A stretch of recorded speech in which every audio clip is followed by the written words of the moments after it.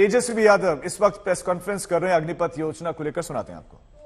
RSS का कोई इसमें हिडन एजेंडा है? क्योंकि आप लोग सब लोग जानते हैं कि इसमें पूरी तरीके से जो है 4 साल बाद जो है उनको हटा दिया जाएगा और केवल 75% जो है वो हट जाएंगे। केवल 25% की संभावना है, यानी बेरोजगार होने की इस योजना में संभावना जो है वो बहुत ही ज्यादा है। चौथा सवाल, केंद्र सरकार बताए कि 4 साल की देश सेवा के दौरान अर्जित अथवा उसके बाद जो एक मुश्त राशि मिलेगी उस पर टैक्स भी लगेगा। अगर टैक्स कटेगा तो कटौती के बाद कितनी राशि बचेगी? क्योंकि ये सवाल जो है टेक्निकल सवाल से जो युवाओं के मन में है, संशय है, और अब तक हम लोगों ने केंद्र सरकार द्वारा या किसी के द्वारा जो है इस टेक्निकल बात पर किसी ने जवाब नहीं दिया। पांचवा सवाल है, अगर सरकार अग्निवीरों को सैनिक मानती है तो क्या उन सैनिकों को ग्रेच्युटी देगी? क्या ग्रेच्युटी बचाने के लिए ही इस सेवा की अवधि केवल 4 वर्ष की गई है? आप लोग सब लोग जानते हैं ग्रेच्युटी मिलती है लोगों को रिटायरमेंट के बाद। तो सरकार को बताना चाहिए मानती है कि नहीं मानती है। अगर सैनिक अगर मानती है तो इनका ग्रेच्युटी का क्या होगा? या हम समझ लें कि आप जो है ग्रेच्युटी ना देना पड़े इसलिए केवल जो है 4 साल के लिए आपने किया। छठा सवाल, क्या सरकार अग्निवीरों को कैंटीन और पूर्व सैनिकों को मिलने वाली चिकित्सा सहित अन्य सैनिक सुविधाएं देगी कि नहीं देगी?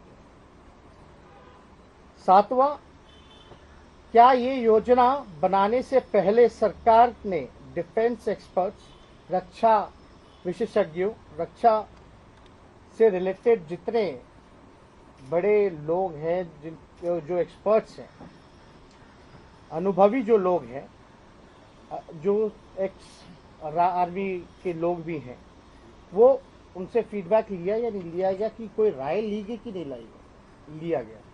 ये जो है उनको बताना पड़ेगा। क्योंकि हमने जो देखा है कि जितने भी रिटायर्ड ऑफिसर्स हैं, जितने भी डिफेंस एक्सपर्ट्स हैं, सब लोगों ने जो है इसको इनकार किया है कि ये योजना जो है हानिकारक है। आठवां सवाल, क्या ये पहली ऐसी सरकारी बहाली योजना नहीं है जिसमें महज 4 साल में बेरोजगार होने की 75% विशुद्ध गारंटी है? तो ये बताना पड़ेगा। 9वां, इस योजना में 18 वर्ष की उम्र में संविदा पर नौकरी पाकर 22 वर्ष की आयु में युवा रिटायर हो जाएंगे। क्या इससे उनकी उच्च शिक्षा प्रभावित होगी कि नहीं होगी? अब वो पढ़ाई कब करेंगे? मतलब रोजगार के बाद वो क्या करेंगे? ये सवाल जो है कई लोगों ने जो हम लोगों ने सोशल मीडिया पे वीडियोस देखे हैं, जितने जो युवा हैं, वो इसमें जो है इस बात को जो है जिक्र किया गया। 10वां, विश्लेषकों का मत है कि शस्त्र प्रतिशत प्राप्त एक बड़ी आबादी के 22 वर्ष की अल्प आयु में रिटायर एवं फिर से बेरोजगार होने से क्या देश में विधि व्यवस्था संबंधित समस्या उत्पन्न नहीं होगी? ये सब लोगों का है कि शायद जो है लॉ एंड ऑर्डर जो है उसमें जो है प्रॉब्लम जो है विधि व्यवस्था में प्रॉब्लम होगी। 11, 1 रैंक 1 पेंशन की बात करते थे लोग। जो सरकार जो बात की 1 रैंक 1 पेंशन का, आखिर नो रैंक नो पेंशन ले आई। क्या ये नहीं दर्शाता है कि सरकार में प्लानिंग ही नहीं है बल्कि दूरदर्शिता की भी घोर अभाव है? 12वां, सेना में प्रति वर्ष 50-60 हजार सैनिक रिटायर होते हैं। पिछले 3 सालों में 1.5 लाख से अधिक सैनिक रिटायर हो चुके हैं और एक भी भर्ती नहीं निकाली गई। सरकार अब कह रही है कि कुछ हजार की बहाली करेंगे, वो भी 4 साल के ठेके पर। क्या यह युवा के साथ विश्वासघात नहीं है? रिक्त पदों पर सरकार कोई चर्चा क्यों नहीं करती? मतलब 1.5 लाख लोग रिटायर्ड हो गए, अब तक जो है बहाली जो है अब तक नहीं हुई है, रिक्रूटमेंट अब तक नहीं हुआ, और जो होने जा रहा है वो नए स्कीम से जो है अग्निपथ स्कीम को लॉन्च कर रहे हैं, जिसमें 4 साल का ही है। 13, अगर देश के सबसे बड़े नियोक्ताओं भारतीय रेलवे व भारतीय सेना में भी नौकरियां ठेके पर दी जाने लगेंगी तो युवा क्या करेंगे? सरकारी कर्मियों की पेंशन बंद करने के बाद क्या बीजेपी सरकार अब स्थायी नौकरियों पर भी पूर्ण पाबंदी लगाएगी? हमारा 14वां सवाल है, अगर भाजपा को ठेकेदारी प्रथा इतनी ही पसंद है तो क्या सबसे पहले बीजेपी के जितने मंत्री, सांसद, विधायक, पदाधिकारी अपने बच्चों को सरकारी नौकरी से इस्तीफा दिलवा दें? 15वां, एक तरफ सरकार लाखों बड़े पूंजीपतियों और चंदाजीवियों के लाखों करोड़ के लोन और कॉर्पोरेट टैक्स माफ करती है और दूसरी तरफ सेना के बजट में कटौती करती है।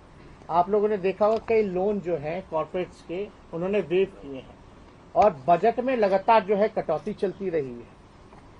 विगत 8-9 साल में ही 11 लाख करोड़ से अधिक लोन वेव जो है माफ किया गया। दूसरी तरफ कॉस्ट कटिंग की गई। नाम पर सेना में ठेकेदारी पर नौकरी दे रहे सेना भारत का सबसे गौरवशाली प्रतिष्ठान है।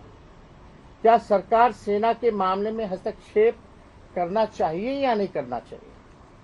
16वां, सरकार बेरोजगारी की विकराल समस्या को अच्छे से एड्रेस क्यों नहीं करती है?